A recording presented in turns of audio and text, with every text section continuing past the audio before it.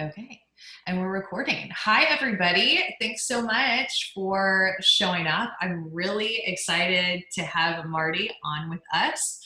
A little bit about me for a second. I just wanted to say hi and introduce myself for some of you guys who might not know me. I'm Amanda Scarborough. I am a pitching coach. I played at Texas A&M. I was an All-American there, and now I coach pitchers all over the world and also call games on ESPN, including the Women's College World Series.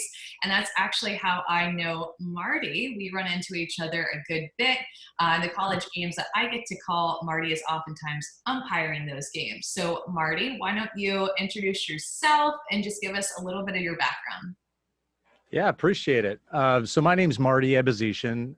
Like Amanda said, it's really good to be here talking to all of you. And I'm an umpire in the SEC, in the ACC, the Big Ten, and the Big 12. I also serve with the NCAA on the national staff as the video services and training coordinator for NCAA softball. So I'm kind of in charge of getting out all the training tapes to the umpires. Those go out to, in some cases, media folks like Amanda, and they go out to all the coaches and the administrators. They're available to everybody. And instant replay is kind of part of my my gig right now too, as we're approaching that experiment. And yeah, just happy to be here. And I think it's cool to open up this this little line of communication. Yeah, me too. So you said that you've been umpiring for over 20 years. How did you start? Why did you start? Like back in the day before you were like a D1 umpire, like what was your life like? I mean, terrible. No, my dad runs the youth baseball and softball program where I'm at. So in Park Ridge, Illinois, which is just outside of Chicago by O'Hare.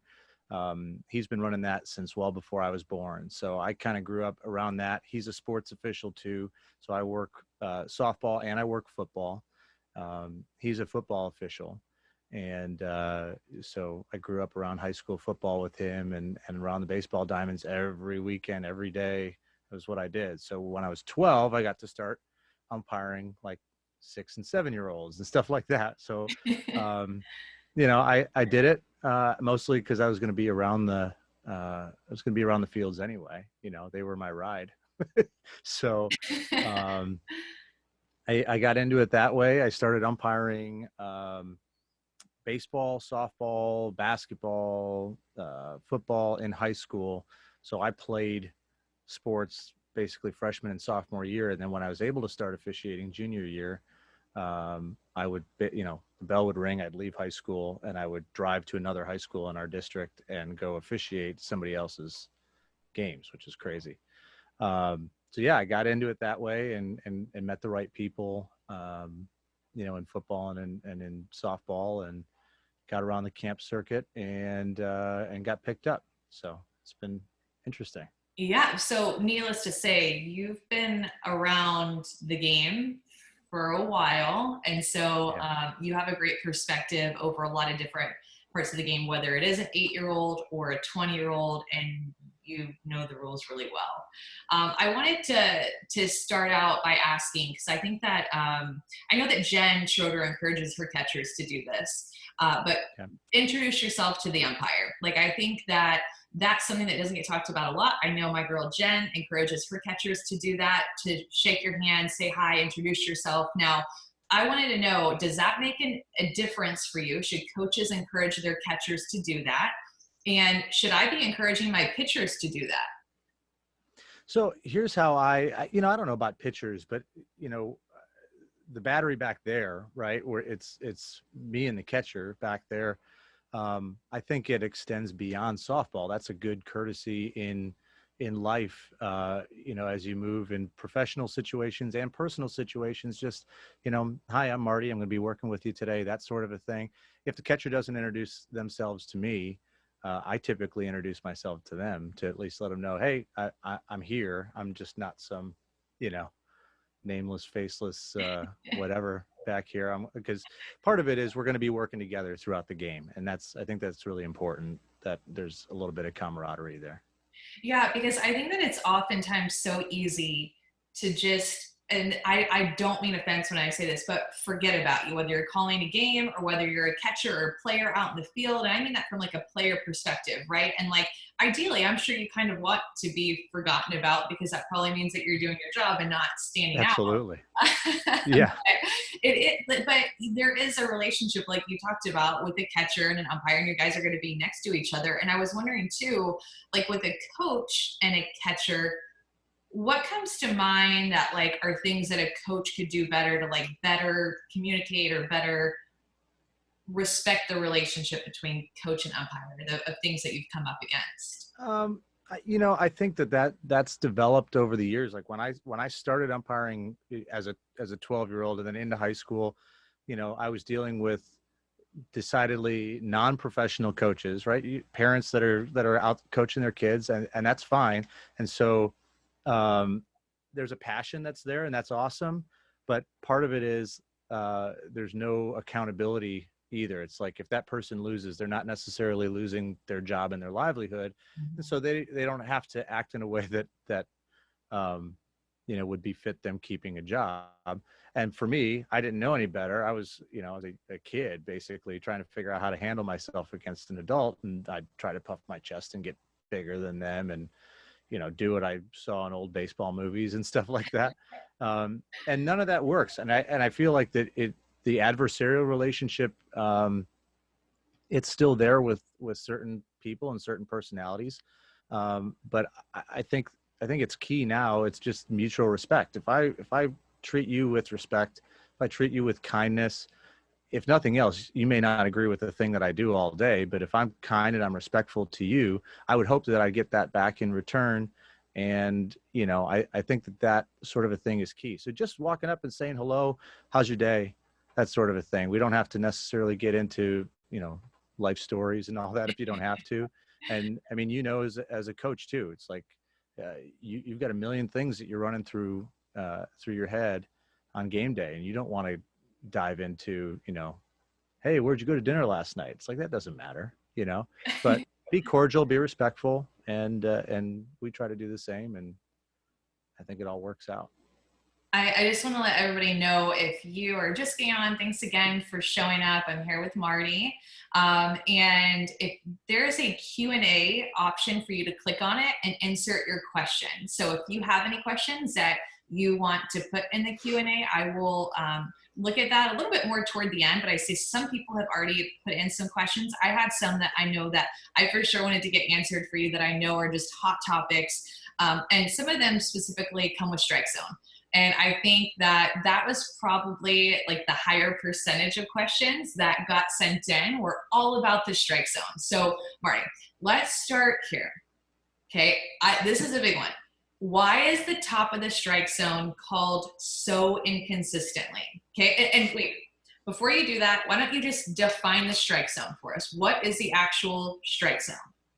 So there's different strike zones in different codes. I mean, you can be in a little league softball or little league baseball or whatever it is, and they can say we're going to use the front armpit as the top of the strike zone. In college ball, it's the top of the ball at the sternum, which is kind of an odd way to define that, because I don't know, I'm not doing like anatomy check or whatever to see where everybody's sternum is, but the general area, right? So top of the ball at the top of the sternum. Now that I'm just thinking about it, that's probably one reason is everybody's maybe viewing a sternum differently or an armpit differently, or the letters different. Some codes still use the letters, and you could have the letters up here, you could have the letters down here.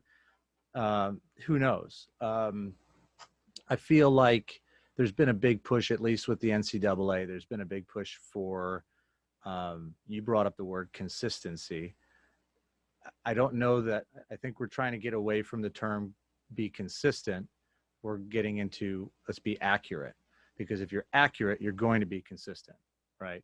So that's the whole thing. So I don't know, coming up, you'd see umpires where it's like, well, my zone looks like this and it's going to be there all day. It's like, well, is that the zone game to game? That's got to be so frustrating as a player, and for you as a pitcher, it's got to be so frustrating to sit there and go like, well, what do you mean your zone today is this? I've been pitching to something else last week and the week before.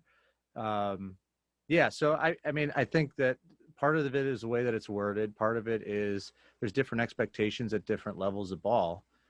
You know, if you're in a 7-year-old game, you know, 7U game or 8U game, and there's a difficulty throwing strikes, you know, there's probably more leeway a little bit.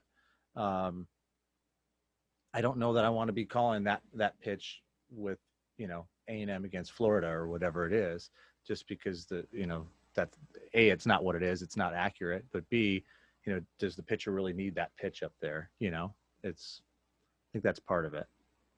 Yeah, I mean, just varying heights, varying sternums, varying armpits. I mean, There's a lot. all Yeah. change so much. One thing though that I think is another question along the line. Okay, so that's kind of up and down. But and I remember this from when I was pitching. I always felt like inside sometimes would be different than the outside corner. So I might get a really wide outside corner, but inside was pretty tight. What like why is that? If a coach or a parent that are probably watching this too, or a pitcher is facing that, like they want to know why, Marty. They want to know why is inside called differently than outside sometimes. Yeah, so that's a great question, and nobody's probably going to like the answer. It's not intentional because the plate is the same on both sides. The strike zone is the same on both sides. There's a lot of boring stuff that goes into it, you know, and how we're taught to umpire and how, you know, growing up through umpiring, we were taught one specific way to be this heel toe box stance. So we had to be a certain place with our feet. Everybody was really worried about where our feet were and where our head was. And it's always my eyes are in line with the inside corner of the plate, always. Right. And so I'm seeing that straight on. And if I'm looking straight down on a ball, I can see whether the ball nicks the plate or it's just off the plate. Over here, that's a little bit of a guessing game, to be honest with you. Right. Because you have to calibrate to that. You know where this is, but I'm not sitting over it, you know, and it's weird. We got into some science stuff about it, and, you know, right eye dominant versus left eye dominant. Some people that are going to high level hitting coaches are probably hearing the same thing from a hitting coach as a player. Are you right eye dominant or left eye dominant? How does your body process, you know, how does your brain process what it's bringing in, all that information it's bringing in? Quick little trick is if you're looking at like a water bottle in front of you and you're lining it up with something in the background with both eyes, and then you cover one eye, the bottle's going to move when you cover one eye, and it's going to stay in the same place when you cover the other. Mm-hmm. So the one that's seeing and open where it doesn't move is your dominant eye. So for me, I'm right eye dominant. It's easier for me, and I found it out just from watching video, it's easier for me to call one side of the plate on the outside than the other, because I'm actually looking past the catcher with my right eye as opposed to into the catcher with my right eye on the other side.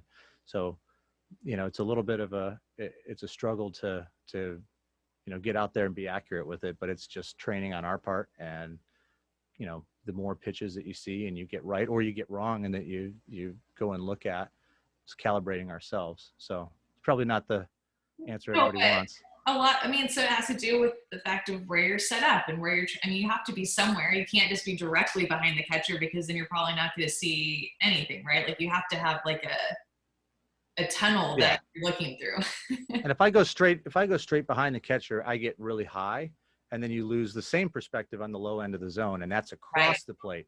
So, you know, there's give and take. So there is a question from Jennifer Toth that came in. This is kind of along the lines of what we're talking about.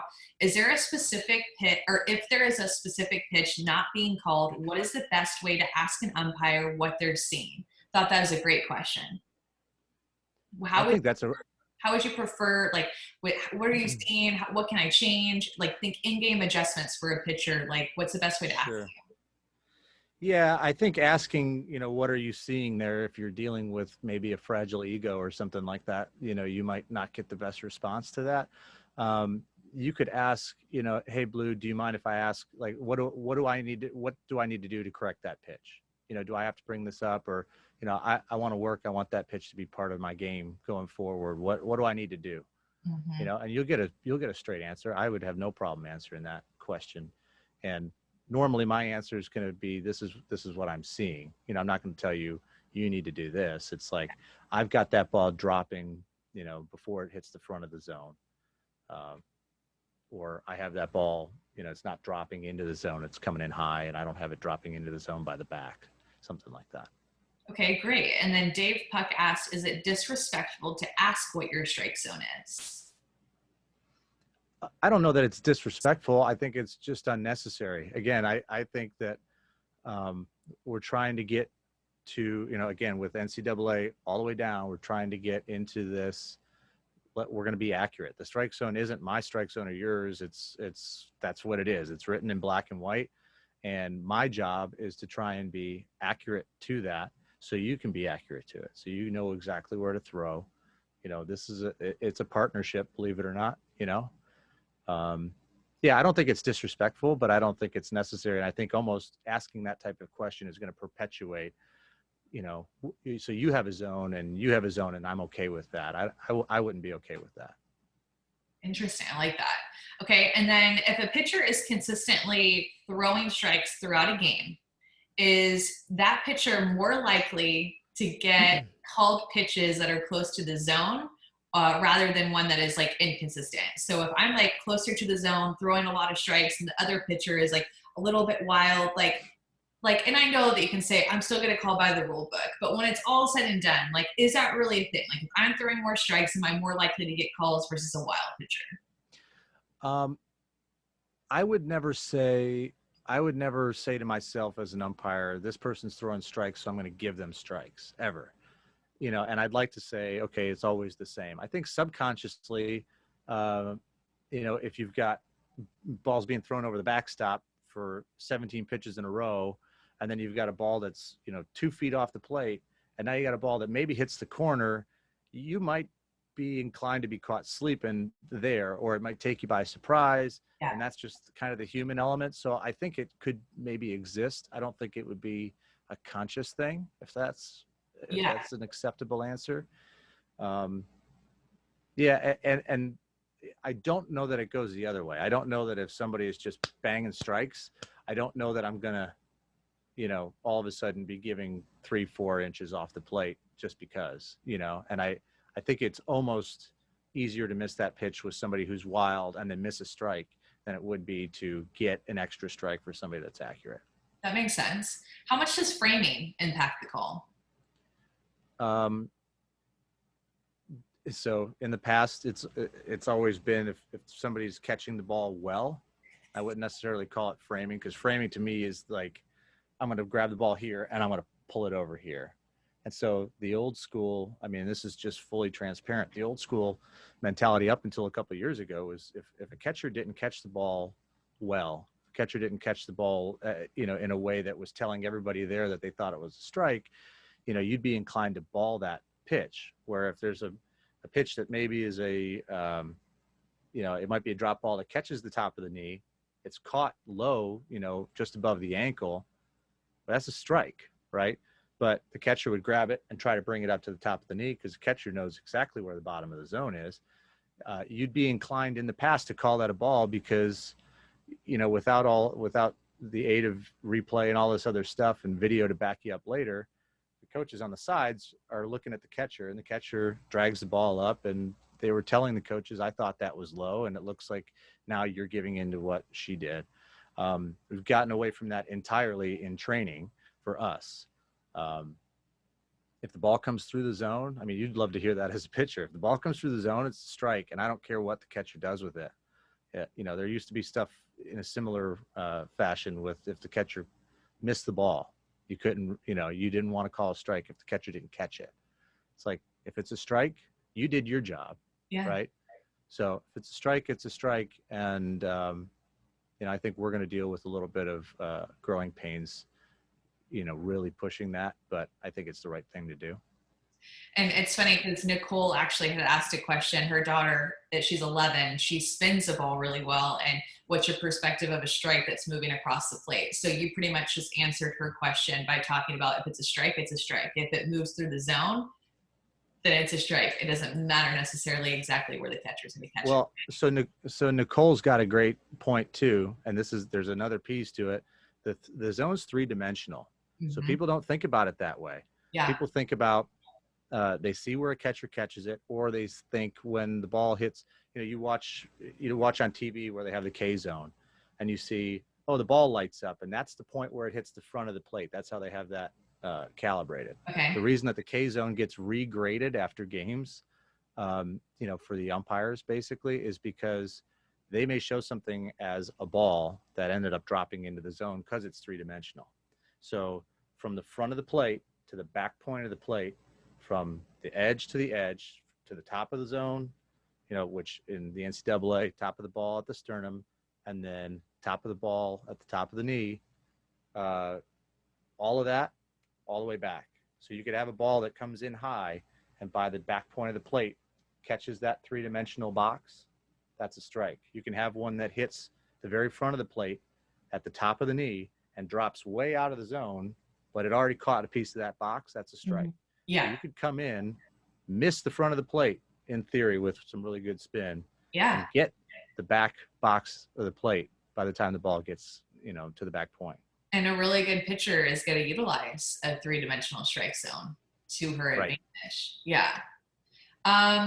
Okay, so let's talk now about some illegal pitches. I'm kind of combing through your questions too. So if you guys are hanging out and you want to send in a question, I would love to see your questions. You just hit that Q&A button and then you can type in your question. Okay, so about illegal pitches, which is always a hot topic. This is a big one because just the difference between a replant and a leap, and why crow hop, like what do you consider a crow hop? So maybe just like, is a replant a crow hop, and like tell me the difference between those two things, or three. Yeah, so a crow hop is a replant. So when you hear crow hop or you hear replant, it's the same thing. That's basically you're creating a new starting point with your plant foot for that pitch. So you're supposed to start the pitch from the rubber. So some portion of your foot needs to be on or over the rubber, right? And if you slide that forward and replant, then as you break your hands, you bear weight again on that foot. So you're bearing weight in front of the pitcher's plate. That's now the new start point for the pitch, and that's illegal. A leap is just, you may start and from the pitcher's plate like you're supposed to, and you may never bear weight again, but you're up in the air. You haven't maintained contact with the ground throughout the pitch. That's a leap. So the leap is that foot up in the air or your feet up in the air. And the replant is just creating a new starting point in advance of the pitching plate. So, okay. And then a leap would essentially be where both feet are in the air at the same time too, right? Right. Yep. Okay. So then along those lines, and obviously this was big with several college players who were really popular a few years back. I would get asked this all the time, and I'm sure that you would too, of why are some pitches called illegal and others not? Or why are some pitchers called illegal more than others where it looks like they're doing the same thing? How would you answer that? Like, what do you say to that? So,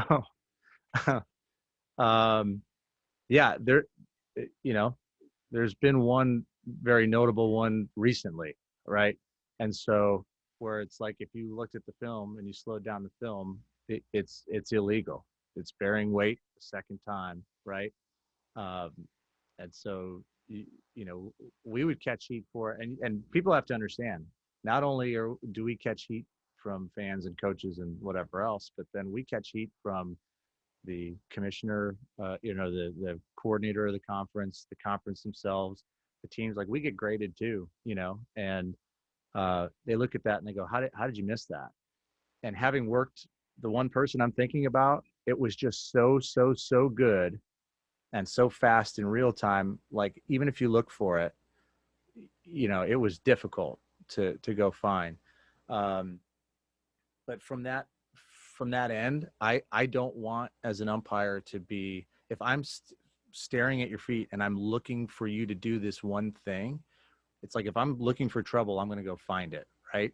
And I don't want to do that because that leads to missed calls. I'd rather miss a call that happened that was slight and it goes, oh man, okay, I missed that, than to create something that didn't happen, right? I don't want to create something out of thin air ever. So that's got to jump out to me, you know, in a way that it's like, if I don't have somebody clearly illegal, then they're legal. And that's just kind of the human element of it. If I'm focused on that, I'm looking for trouble. A, I may find it, and B, I'm probably losing all my other responsibilities that I have prior to the pitch being delivered as a base umpire. And then, you know, it throws off the entire rest of the play for me, or an inning or a game. So kind of taking on that approach of like innocent until proven guilty, right? Like every pitcher is innocent until you see something that would absolutely like prove them to be guilty in an illegal pitch. For sure. If you're not illegal, you're legal. If I don't have you clearly illegal, you're legal. You know, and that's what you try. And we have that conversation with coaches too. If a coach doesn't like a call that you make, you know, part of the response is, you know, coach, I understand, but you know, the fact that I called that, I have that. I'm not guessing on any information. I saw this thing, and you know, I may be wrong or whatever it is, but you know, I'm not out here hunting for it. Yeah, exactly.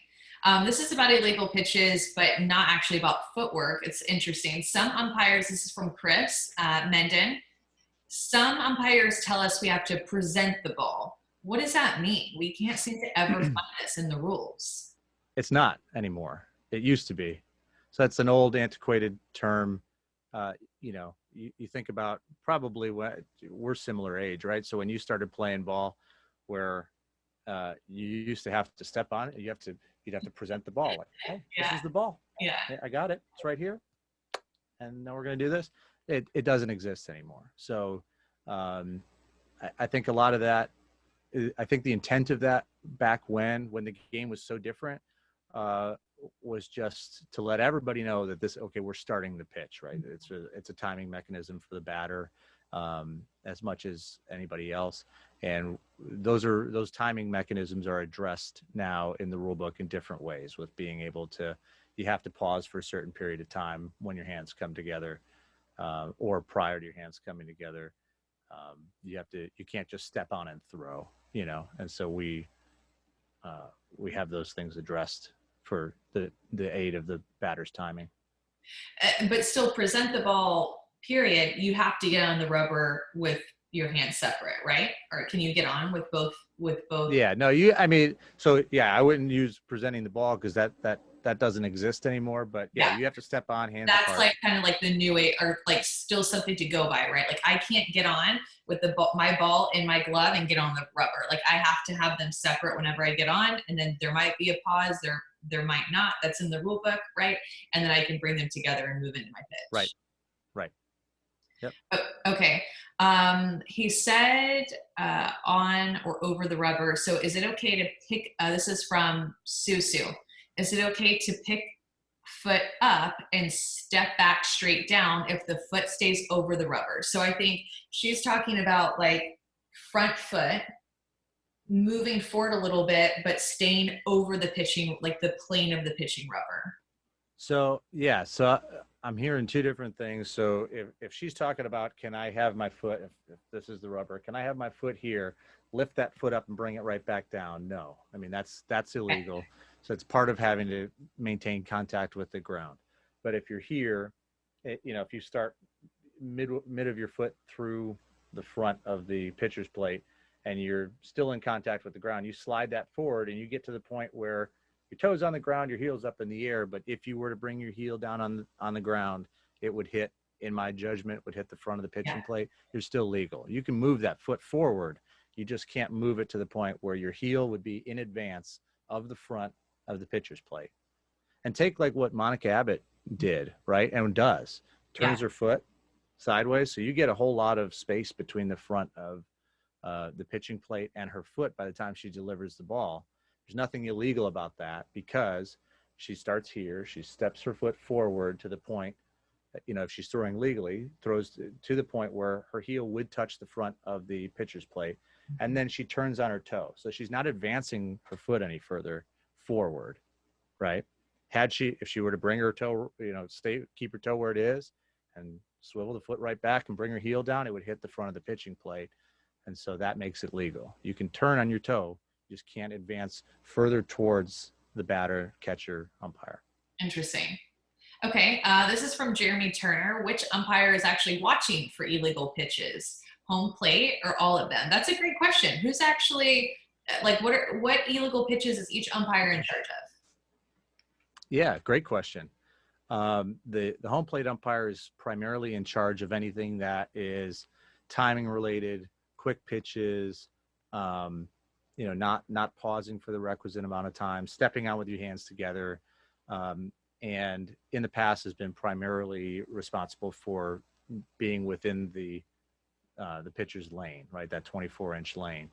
That's a difficult one to get. And I think that there's some talk about moving that responsibility, at least in the NCAA, to a base umpire, because they're going to have, less to look at. You saw in the postseason, I want to say last year, but we didn't have one last year. Yeah. The last postseason we had, you saw with 4 umpires on the field, we gave that responsibility to the umpire at second base. And so you see a few different times throughout the postseason that second base umpire coming in and calling a batter out of the box or an illegal pitch for being outside the 24, because they don't have as many responsibilities as the home plate umpire, and they're looking straight down that chute. So okay, so that's the home plate umpires in charge of timing, the pause, and if my keyboard can be the plate, if my foot steps completely outside of the pitching, whenever I'm striding out, if it's outside that 24 inches. What about yeah. What about the first base umpire? What illegal pitches is he in charge of? You're gonna look for in the NCAA step back, leap, replants, things like that, because you've got a great perspective on the front of where the pitching plate is, and what they're doing with their feet. So a lot of that having to do with the feet. And then there's joint responsibility for other things as well. Foreign substances on the ball, things like that end up, the penalty becomes an illegal pitch and a warning or something like that. Everybody's got responsibility there. So you mentioned start back and step back, which is obviously a new thing in the past year. And I think that everybody is trying to catch up with it. I made a video and I get yelled at because I'm just looking at my feet, but people are mad at me because apparently I had my hands together when I got the pitching rubber. And it's all I was trying to do was explain how your feet are supposed to be moving, right? So what is your take on that? What do you as an umpire look for or what would you look for to determine between a start back and a step back? What's going to be the differentiator for you as an umpire with that back foot? Sure. So remember we talked about the toe when it came to advancing your foot in front of the rubber. It's really the same for the back, where you're going to come in and toe in. You used to have to toe in against the on the pitcher's plate or in the back of it. Now you can toe in, somewhere else. You can anywhere back as long as you're within that 24-inch plane of the edges of the pitching plate. But if I pitching plate here, if I toe in back here, that's fine. That's where I've dedicated that my foot's going to go. Okay. I've said that's where it's going to be. And by rule, if you're not allowed to step back, you can bring that foot down just like you could if you towed into the back of the pitcher's plate. You bring that foot down so long as you're not moving that toe back and you're not pulling more distance away from the pitcher's plate. So kind of think about it the same way on the front and the back of the pitcher's plate. You don't want to, once that you're committed to what the rule tells you that you can or you can't do, you can't push more distance toward, more distance away, that sort of a thing. But that said, you could reach back as far as your leg is going to let you and plant your toe there. You can always step forward, but if you're not allowed to step back by rule, you can still rock back and drop that heel, or as long as your toe is not going anywhere. You just can't now take another step back and move the toe. That I feel like could be an interesting use of the rule for some creative people to start really far back and then move up and go. Yeah. Yeah. I mean, Right now they're you're, you're still tied with your plant foot to the pitching plate though. So, it'd be a really awkward looking delivery probably, but yeah, but we've seen funnier ones before. Okay. right. And then if this is the plate, your foot, a lot of it's super common. So there's the heel, right? It's super common now for pitchers to start with their front foot with their heel up against it versus like I used to start heel on, but now pitching coaches are coaching like to do heel like against the rubber like that. So as long as it's touching, would that be illegal or would that be legal? It says on or over, like in contact, and it depends on the book. But there was a pitcher in the Division II World Series a few years ago that would do that, and that in the NCAA book was technically illegal. You had to be on it, on or over. I think that's really, for me, that's splitting hairs. There's a lot that plays into the field conditions. That's definitely that? That's definitely like a fad right now. Is that start? Yeah. Like I think of a lot of the LSU pitchers, like they're like heel against the pitching rubber too. It's kind of unforgiving though, right? Even if you started there, and even if the umpire looked at it and said, okay, that's the absolute furthest forward that foot can move, and now you rear back and you're gonna push and you end up kicking that foot a little bit. Yeah. I mean, it's like that's unforgiving. So yeah. Okay, so Erica Wassinger says, my daughter likes to blow on her hands. We live in a cold area. She doesn't actually touch her face. What is the rule? Wipe the hand. So do you have to wipe your hand from that? No. So the rule has to do, and pretty much all of them have to do with foreign substances on the ball, including saliva. So if I put a foreign substance on a ball, whether it's a resin bag, if it's, me licking my fingers or whatever it is, you have to wipe that off for the purposes of not transferring that substance to the ball. I don't know that it's a stretch for me to say that there's a foreign substance. Like if you're hawking a loogie on your hand, that's a different story, I just, I don't have any issue with somebody blowing on their hand. And if there's a question, about it, if I see something that I don't know what it is, I'm going to ask. Yeah. Hey, what are you doing there? Yeah. Right. Okay. Don Mulkowski, when a batter is over the line, too close to the plate, and is hit by a pitch that hits the corner of the zone, is it a strike or is it a hit by pitch or ball? So Don, the ball, you said the ball's in the strike zone and it hits the batter. Pitcher did her job. That's a strike. So there's two pieces to it. Anytime the ball hits the batter, whether it bounces, whether it hits them on the fly, any of that type of stuff, the ball's dead anytime it hits the batter. So we have a dead ball in that situation, and we would have a strike because the pitcher put the ball in the strike zone. Or, if you're further up, the batter prevented the ball from entering the strike zone, you'd still have a strike. So you're going to give that strike to the pitcher, but it's a dead ball. So it's an interesting situation. It happens a couple times every year where you get the dead ball strike for strike three. Somebody leans in on a 3-2 pitch and takes one on the elbow, especially with all the armor that's so fashionable now. Dead ball, strike three. Runners, if they're moving, have got to go back. It's kind of a hairy play, but. Yeah. So Bella, who's 11, wants to know if dirt gets in your view on a pitch, what would you do? Or if there is wind and and a pitch is coming, you have to blink your eyes, or you can't see for a second. I think that's a great question that I think a lot of pitchers want to know. Do they just sit there with their eyes open the whole time and can work through stuff? What do you do in a situation like that? Yeah, great question, Bella.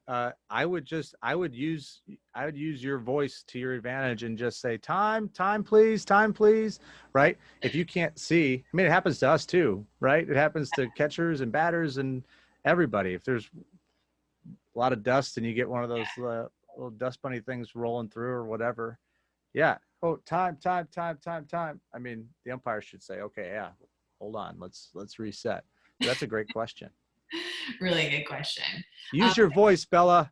Yeah, call time. I had a really windy clinic in Colorado, and I would have been calling time constantly if it was a game and not a clinic, because it was like whipping up some storms. Again, if you guys have additional questions, go ahead and hit the Q&A, and you can submit the questions. I continue to look at them, and you guys have some great questions, so continue them to keep coming in. One pretty non-pitching related question, I guess a pitcher is involved in this, but this is from John Vines. What is the amount of time that a runner should be allowed to recognize the pitcher has the ball for the look back rule? What is the amount of time that a runner should be allowed to recognize the pitcher has the ball for the look back rule? Sometimes when they round a base hard, it's difficult to tell right away, and we've had umpires that really vary. So what do you look for in a look back rule? Yeah, so I don't think that very rarely would you get down to the point where you would be splitting hairs on, the ball's here and then you're making a move. I understand what he's saying about making a hard rounding turn, but the look back rule prevents you from stopping and then changing direction and whatever else. So if you make that hard round turn and you still move towards second base, whether she's got the ball or she doesn't in the circle, you can keep going. And there's different requirements for different codes. Some of them are if you come back towards first base, then all bets are off. If she has the ball in the circle, you can't take off. Some of them you have to actually physically touch first base. So as long as you're still moving and you haven't touched it, you can keep moving. But I think, the responsibility is going to be for the runner to know where the ball is. I think that's the best way to answer that question is, if the ball goes to the circle and they're not being played on, the runner's got a responsibility to know that the ball's there and probably should have ball awareness anyway. But I don't think it's ever going to boil down to the ball got here in this 1/10 of a second and a 1/10 of a second later you took off. I don't ever really see that being a thing. It shouldn't be. Those are the types of rules I hate that if they come up in a game. I'm like, a game that I'm calling, like, I don't even want to mess with this look back rule. I'm like, let me just stick to the strike zone and illegal pitches. That'll be a little bit better. That's when we pick up the headset and talk to you and be like, this is what happened. That's what we need. Yeah, for sure.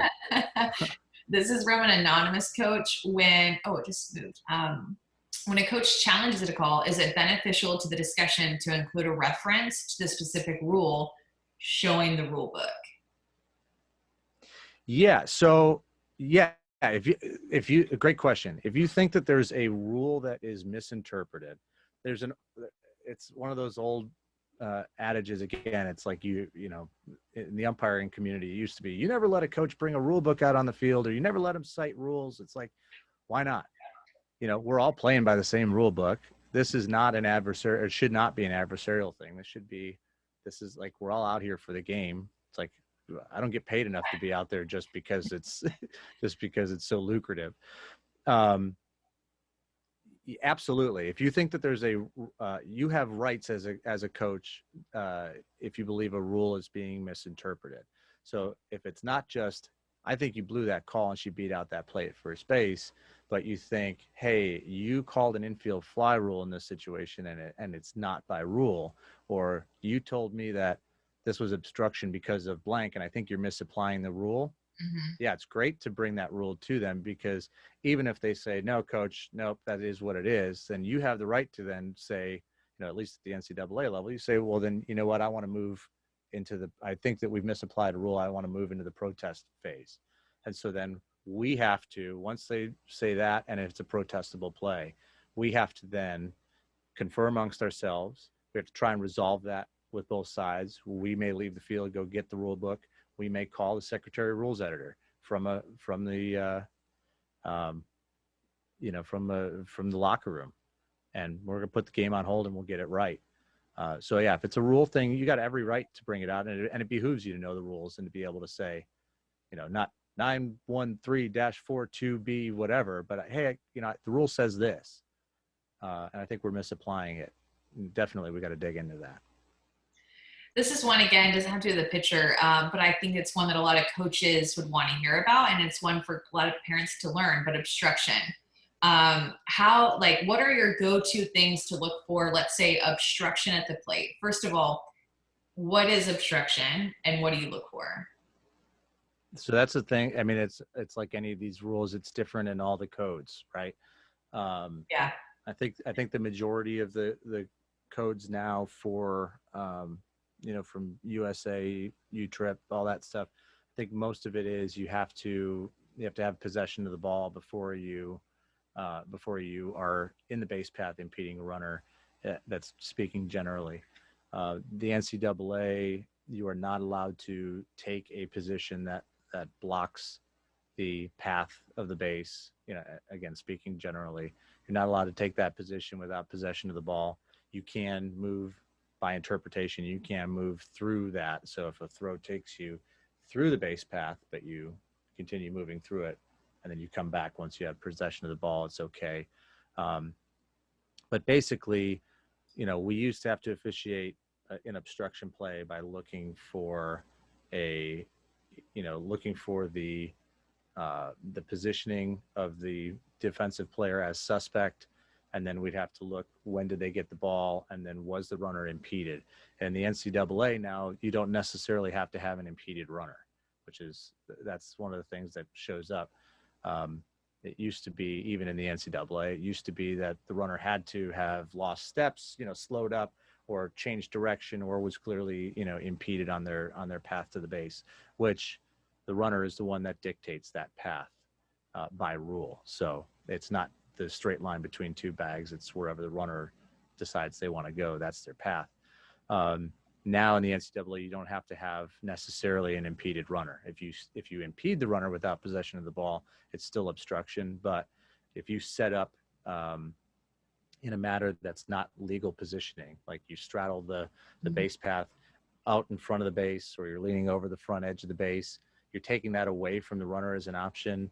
And at that point, you would have obstruction on that play unless that runner is clearly beaten by the throw.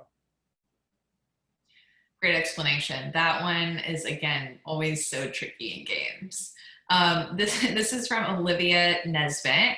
If a coach were to cause a scene or yell about a call or decision that you've made during the game, what would you do? Or what do you do? Because that does happen. So. Yeah, sure. In the NCAA game, it's pretty cut and dry what we're supposed to do. So if a coach is going to delay the game to question a judgment call, so out safe at first base, they don't like to call it, they don't like an obstruction call that you made at second base on a steal or whatever it is. If they come out and they delay the game to question a judgment call, and that's what they're there for, that's an automatic team warning in the NCAA. So you get your warning there, and that warning goes to you, everybody else in the dugout. You can't come out and do it again. And the next person that does, they get shown the door. Again, I think taking it back, it shouldn't be necessarily adversarial. I've had coaches come out where, it's good to see a little fight, right? Where, they're invested in their team. They want to get their team riled up. It's like, I'm going to go out there and I'm going to get my warning. It's not offensive to me. Like, I'm not, you're coming out here and this is my field and all that stuff. But I'll have a conversation when the coach comes out and they, how did you miss that? You blew it or whatever. And you say, hey coach, you might be right. I have to warn you for being out here. Right. And just kind of start it that way. And they may say, well, I don't care. And so, let them get a little bit off their chest maybe. And then, okay, they walk away, they get their warning and there we go. There's sometimes some things and sometimes that are clearly out of line, that are flagrant, calling you all sorts of names or using the right words directed at me or at, my partners or whatever, certain things are automatic and you're going to be shown the door.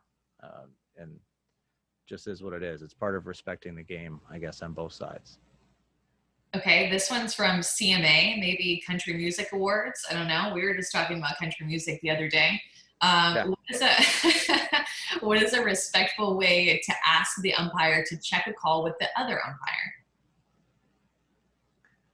Just asking, hey, are you able to get another look on that? Are you able to get some help on that?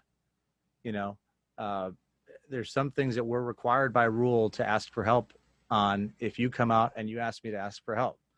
On a pickoff play, so lead off from first base and the catcher fires down to first, and I call a runner safe, and you think she's out, and you come out and say, hey, can you get some help? I have to, by rule, go ask for help on that. I have to go ask my partners, what do you have on that? Check swings is another one if the catcher asks. Check swing that's called a ball, I have to ask by rule. But if there's a lot of plays where you may think that a player didn't get tagged between first and second on a double play ball, ground ball to second baseman, gets tagged going and throws to first. I call it out. You come up and say, hey, can you get some help? If I have any doubt in my head, and you ask me, hey, can you get another look at that? If I have any doubt in my head and you're coming out, I'm probably going to stop you from coming out and say, hold on, I'm going to get some help. But at that point, if I have some doubt in my head, I shouldn't have called an out anyway, because I don't want to guess an out ever. I want to see the out. And so more oftentimes I'm going to say, no, I've got that because I saw the tag, I saw the out, and I'm going to live or die with that. Okay, Daniel Radicasa. It's a cool last name. Best open phrase for a coach to start having dialogue after a questionable play. Not balls and strikes, but he says if the blue were out of position. So like best opening phrase, way to come up to you, way to approach you to start having some dialogue. The best I've ever had, or what's the best that they should? Best you've ever had. You have people that come out and go, man, I love you, but, and that's always, an interesting way to start it. But typically it's all business. Like if you're trying to get them, it goes back to the very opening of our talk, right? There should be a little bit of mutual respect. There should be a little bit of a dialogue already going, a little bit of a relationship there. And so whatever it is, just be respectful. Hey, Blue, what did you see there? That's kind of a great opening question, because you're not questioning the call necessarily. Like even if you were to come out on an out safe call and you say, hey, what did you see? And I told you what I saw, and then you walk away, I can't really say that you're questioning the call, right? You may have been asking about a pulled foot or whatever it is. Yeah. So I don't know that I'm warning somebody on that. If I tell them what I saw and they just turn around and walk away. If I tell them what I saw and they go, that's terrible. I mean, how do you, okay, so now you've earned your warning, and we're going to move forward with that. How often do you guys for real get your eyes checked? As much as my insurance lets me. I don't know. That's a good question. I don't think there's any like physical at any level that requires you. So you guys don't have to get your eyes checked. That's a real thing. No, you don't. No, you don't have to. I mean, I know there's some umpires I know that have one eye, that have a glass eye and stuff like that. No, I guess not. I guess it all I never thought about it, but it boils down to, just performance, I guess. Yeah, that's funny. That one Good question. Jokingly was asked, but I genuinely was curious. Okay, we'll do maybe 1.5 more. Jason, do you mind, this is again, no pitching rule, but infield fly. Do you mind explaining the infield fly rule in detail? That rule, of all the rules in the rule book, I find to be the most vague. Okay, Jason, right? Yep. All right, Jason, super simple. Runners at first and second, or runners at first, second, and third, less than 2 outs, a ball that can be caught with reasonable effort by an infielder. And that's it. In the air.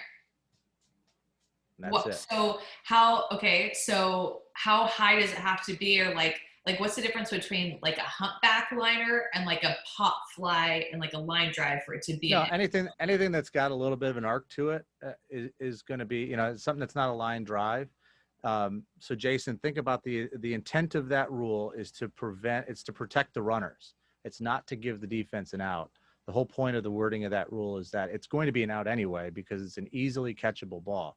So it doesn't have to be in the infield. The shortstop can be out in left field, but be camped under a ball. And by rule, they're catching that fly ball with reasonable effort.